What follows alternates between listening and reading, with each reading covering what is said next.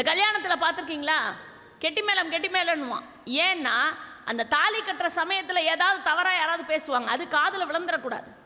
மங்களமான சொற்கள், மங்களமான இசை, மங்களமான ஓசை, அதுதான் அந்த தம்பதியரின் கால். ஏன்னா வாழ்க்கையை துவங்குகின்ற கட்டம் அது. அந்த மங்களமான நேரத்திலே சிறப்பாக ஆரம்பிக்க வேண்டும் என்பதற்காக அந்த ஓசையை அப்படி கொடுத்தார்கள். ஆலயத்திலே ஓசை எழுப்பினார்கள். எல்லோருடைய காதிலும் மங்கள இசை கேட்க வேண்டும். அப்படியானால் இந்த தாய் கருவுறும் போதே தவமிருந்து கருவுற்றிருப்பாள் என்று சொன்னாள். இப்போ நான் உங்ககிட்ட இதை சொல்கிறேன். நம்ம எல்லாருமே எல்லா குழந்தையெல்லாம் பெற்றாகி விட்டது. இனி என்ன செய்வது? இனி வருகின்ற தலைமுறைக்கு சொல்லிக் கொடுங்கள். அந்த கருவிலே ஒரு குழந்தையை சுமக்கிற தாய் எதை நினைத்து சுமக்கிறாளோ அதுவாகவே அந்த குழந்தை மாறி போகிறது என்பதை அவர்களுக்கு அந்த நேரத்திலே நாம் சொல்லிக் கொடுப்பதற்கு இது ஒரு வாய்ப்பாக இருக்கும். சிவபாத இருதயரும் பகவதி அம்மையாரும் தவம் இருந்தார்கள். தவத்தின் பயனாய் திருஞான சம்பந்தர் உதித்தார். குழந்தையாக பிறந்தார். 2 வயது நிறைவடைந்து 3 வயதிலே வளர்கின்ற அந்த குழந்தை சீர்காழி குளக்கரையிலே இருக்கக்கூடிய குளத்திலே நீராடுவதற்காக தந்தை கிளம்புகிறார். இந்த குழந்தை அடம் பிடிக்கிறதாம். நானும் உங்களோடு வருவேன் என்று அடம் பிடிக்கிறார். உடனே அவர் தந்தையார் தூக்கி தோளிலே வைத்து கொண்டு போகிறார். குளக்கரையிலே கொண்டு போய் அந்த குழந்தையை உட்கார வைத்துவிட்டு இவர் போய் கங்கா ஸ்நானம் செய்வதற்காக குளத்திலே இறங்கி நீரிலே மூழ்குகிறார். இந்த 3 வயது குழந்தை அழுததான். இப்போ நினைச்சு பாருங்க, அப்பா குளத்துக்குள்ளார தண்ணியில் மூழ்கி இருக்கிறார். இந்த குழந்தை அந்த அப்பாவை பார்த்து தானே அழணும், அவரை பார்த்து அழவில்லையாம். எங்கே பார்த்து அழுதது என்று சொன்னால் கோபுரத்தை நோக்கி அழுததான். சிந்தனை பாருங்க, உயர்ந்த சிந்தனை அந்த குழந்தைக்குள்ளேயே இருந்தது என்பதற்கு கோபுரத்தை நோக்கி அம்மையே அப்பா என்று அழுததான். அம்மையே அப்பா என்று அழைத்ததாம். நீங்க பிள்ளைக்கு தந்தை ஒருவன், நம் எல்லோருக்கும் தந்தை இறைவன் இல்லைங்களா? ஒவ்வொரு குழந்தைக்கும் ஒவ்வொரு தந்தை, ஆனால் எல்லாருக்கும் தந்தை யார்? இந்த இறைவன். இப்போ அப்பாவை காணல, இந்த பூத உடல் வந்ததற்கு காரணமான இந்த பிறவியினுடைய தந்தையை காணவில்லை. ஆனால் எப்பிறவியிலும் தந்தையாக இருக்கக்கூடியவன் அங்கே இருக்கிறான்.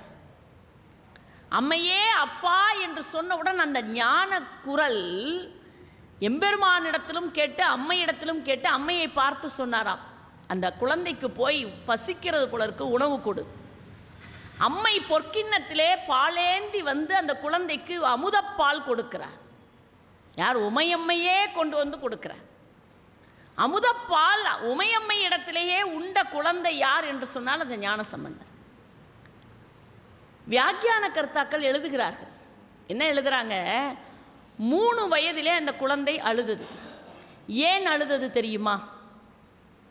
ஏங்க அழுதுருக்கும்?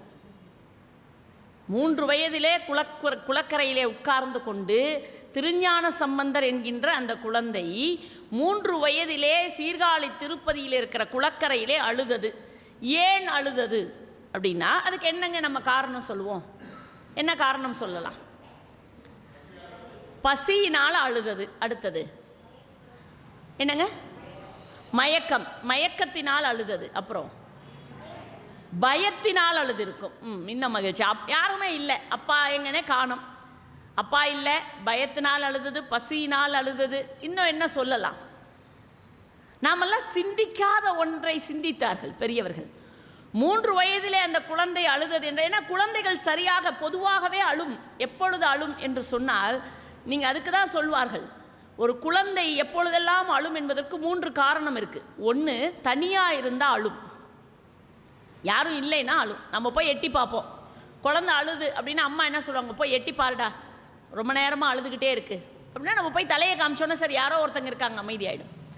2வது என்ன பண்ணும்? பசியினால் அழும். பசி இல்லைன்னா வேற எப்படிலாம் அழும்னா ஈரமாக இருந்தால் அழும். அந்த குழந்தை ஈரத்தில் இருந்தது அப்படின்னா அதுக்காக அழு. உடனே சொல்லுவாங்க துணியை மாற்று, ஈரத்தில் இருக்கிறான், அதை தான் அழுகுறான் இல்லையா? அப்போ ஈரத்தில் இருந்தால் அழுவும். அடுத்தது இருட்டாக இருந்தால் அழுவும். எப்படி இருந்தால் அழுவும்? இருட்டாக இருக்குது, லைட்டை போட்டுவிடு, குழந்தை பயந்துருக்கும், அதனால் லைட் போட்டுவிடு. இப்போ நம்ம சொல்கிறோம் இல்லைங்களா, இப்போ நான் சொல்கிற இந்த 3 காரணங்கள், பசியை தவிர அது அழுவதற்கு 3 காரணம் இருக்குது. 1, இருட்டாக இருந்தால் அழுவும். 2வது, ஈரமாக இருந்தால் அழுவும். 3வது, தனியாக இருந்தால் அழுவும். இப்போ நான் கேட்குறேன், அதே ஒரு குழந்தை நிறைமாத கர்ப்பிணியாக ஒரு அம்மா இருக்கிறாங்கன்னு வைங்க. அந்த வயிற்றுக்குள்ளே அந்த குழந்தை இருக்குது. இந்த வயிற்றுக்குள்ளார அந்த குழந்தை இருக்குது. இந்த குழந்தை இப்போ என்ன 10 பேரோட சேர்ந்தா இருக்குது? ஏதோ ரெட்டை குழந்தைனா வேணால் 2 பேர் இருக்கலாம். அப்போ தனியாக தானே இருக்குது. அடுத்து எதில் இருக்குது? பனிக்கூடத்தில் இருக்குது. எதில் இருக்குது? பனிக்கூடத்தில், ஈரத்தில் தான் இருக்குது.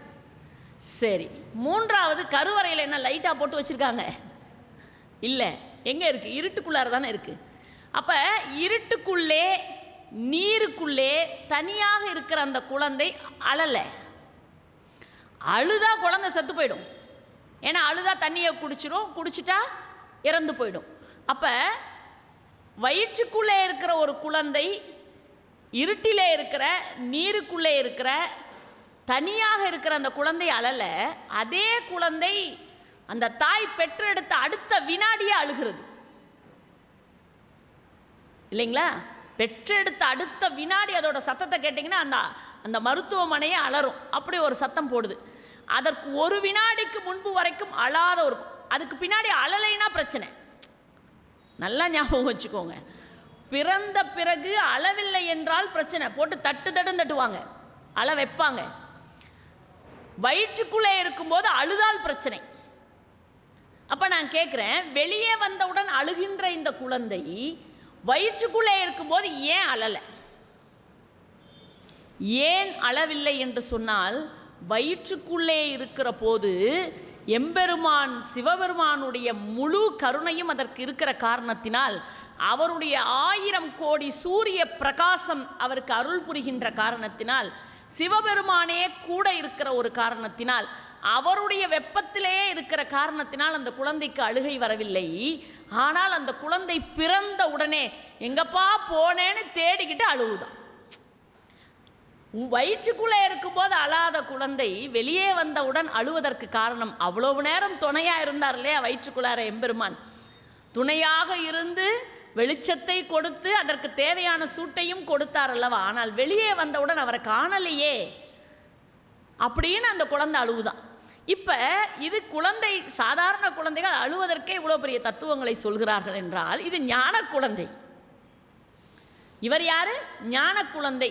இந்த குழந்தை ஏனப்பா அழுதுன்னா, பயத்தால் அழலையா, அப்பாவை காணலேன்னு அழலையா, தனியாக இருக்கிறோமேன்னு அழலையா, பசியால் அழலையா, பின்ன எதுக்குப்பா அழுதது அப்படின்னு சொன்னால், 3 ஆண்டுகள் இறைவனை பாடாமல் இந்த பிறவியை கழித்து விட்டேனே என்று நினைத்து அந்த குழந்தை அழுததான். அந்த குழந்தைக்கு 3 வருஷம். இப்பதான் அந்த குழந்தை இறைவனை பற்றி பாடப்போகிறது. இந்த 3 ஆண்டுகள் என் வாழ்க்கையிலே நான் இறைவனை பற்றி பாடாமல் கழித்து விட்டேனே என்று நினைத்து அந்த ஞான குழந்தை அழுதது என்று சொன்னால், நாமெல்லாம் எப்படி அழுவுறது? இவ்வளவு நாளாக இறைவனை பாடாம தானே இருக்கிறோம். அப்போ இதை தான் வியாக்கியான கர்த்தாக்கள் எழுதுகிறார்கள்.